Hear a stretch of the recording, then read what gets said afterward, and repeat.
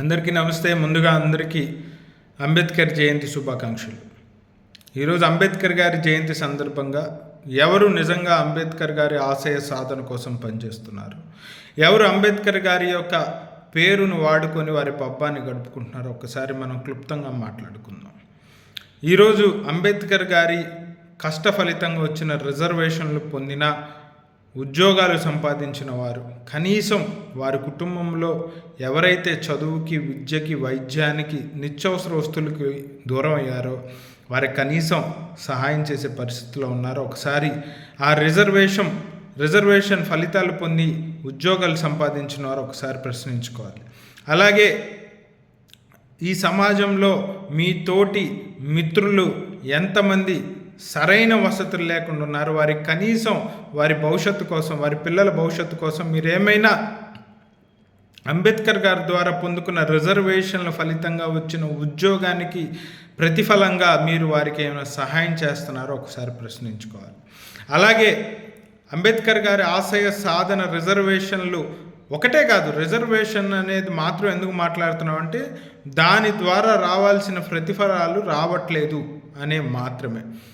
Reservation సీట్లలో పోటీ చేస్తున్న ఎమ్మెల్యేలు, ఎంపీలు, అలాగే కొన్ని పదవులు సంపాదించుకుంటున్నవారు పార్టీలకు బానిసలుగా పనిచేస్తున్నారా, లేక ఈ సమాజంలో మీ జాతికి జరిగిన అన్యాయాన్ని ప్రశ్నించే గొంతుగా, జరుగుతున్న అన్యాయాన్ని ప్రశ్నించే గొంతుగా, చట్టాలు చేసే నాయకులుగా ఉన్నారా, లేకపోతే పార్టీలుగా బానిసలుగా మీ వాళ్ళని మోసం చేసే దౌర్భాగ్య స్థితిలో ఉన్నారా మీరు ఒకసారి ఆలోచించండి.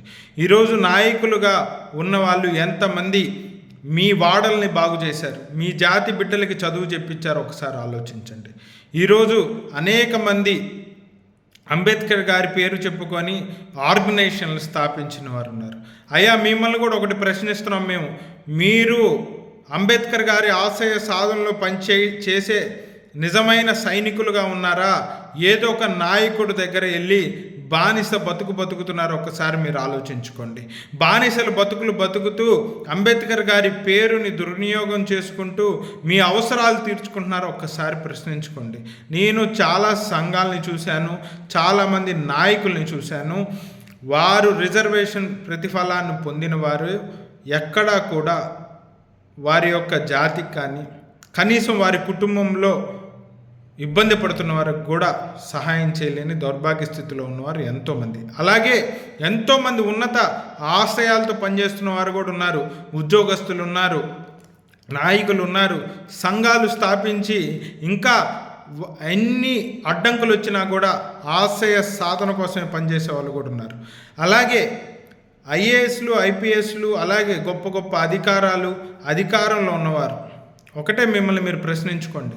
మీ దగ్గరికి ఒక సమస్యతో వస్తున్న వారికి ఆ సమస్యను పరిష్కరించే ధైర్యం మీలో ఉందా, లేదా మీ పైన అధికారులకు కానీ, రాజకీయ నాయకులకు కానీ ఒత్తిడిలకి లొంగి అన్యాయం చేస్తున్నారో ఒక్కసారి ఆలోచించండి.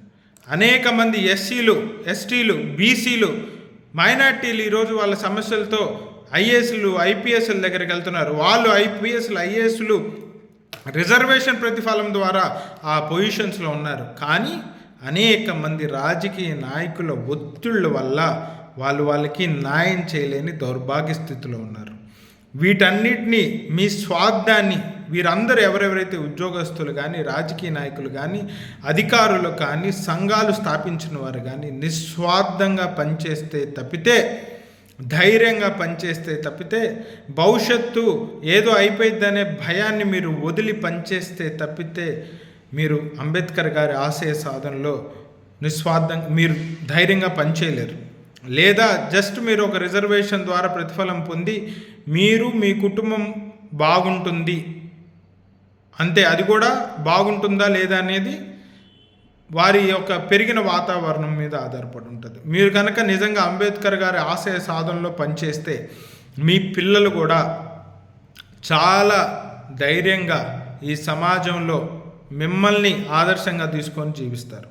ఈరోజు కొంతమంది నిజంగా నిస్వార్థంగా పనిచేస్తున్న వాళ్ళందరికీ పేరున ధన్యవాదాలు. కానీ అధిక సంఖ్యలో ఉద్యోగస్తులు, అధికారులు, గొప్ప గొప్ప అధికారులు, నాయకులు, ఎమ్మెల్యేలు, మంత్రులు, ఎంపీస్, ఎమ్మెల్సీలు, అలాగే నామినేటెడ్ పదవుల్లో ఉన్నవారు, అలాగే సంఘాలను స్థాపించిన వాళ్ళు, కుల సంఘాలు కుల సంఘాలుగా స్థాపించిన వారు అంబేద్కర్ గారు ఆశయ సాధన కోసం పనిచేస్తున్నారు లేదో ఒకసారి ప్రశ్నించుకోండి. ఒకటి మనందరం తెలుసుకోవాల్సింది, అంబేద్కర్ గారి జయంతికో వర్ధంతికో కాన్స్టిట్యూషన్ డేనో వెళ్ళి అంబేద్కర్ గారికి దండేసిన వారు అంబేద్కర్ గారి ఆశయ సాధన కోసం పనిచేస్తున్న వాళ్ళు కాదు. అంబేద్కర్ గారి ఆశయ సాధన కోసం పనిచేసే వారి పని చెప్తుంది. వారు ఈ సమాజంలో చదువు లేని వారికి చదువు చెప్పిస్తారు. అంటరానితనానికి గురవుతున్న వారికి వారి పక్షాన వారికి ధైర్యం ఇచ్చే విధంగా నిలబడతారు. వైద్యం లేని వారికి వైద్యం అందించడానికి వారు పనిచేస్తారు. చదువు లేని వారికి చదువు అందించడానికి వారు పనిచేస్తారు. వసతి లేని వారికి వసతులు అందించడానికి వారు పనిచేస్తారు. ఈ సమాజంలో కులరహిత సమాజం కోసం వారు నిజంగా ధైర్యంగా పనిచేస్తారు. చట్టాలు అమలు పరచకపోతే గొంతెత్తి మాట్లాడతారు.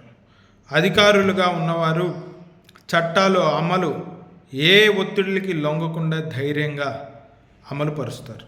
వీరు మాత్రమే అంబేద్కర్ గారి ఆశయ సాధన కోసం పనిచేస్తున్న వాళ్ళు తప్పితే వెళ్ళి దండేసి దండం పెట్టేవాళ్ళు అంబేద్కర్ గారి ఆశయ సాధన కోసం పనిచేసేవారు కాదు అని తెలుసుకొని ఈ సత్యాన్ని గ్రహించాలి. ఈ సత్యాన్ని అందరూ నిజంగా తెలుసుకొని మీరు కనుక ఇలాంటి వారిని గమనించి దూరం పెడితే వచ్చేవారైనా నిజాయితీ పరులు వస్తారు. ఒకసారి తెలుసుకోవాలని కోరుకుంటూ జై భీమ్.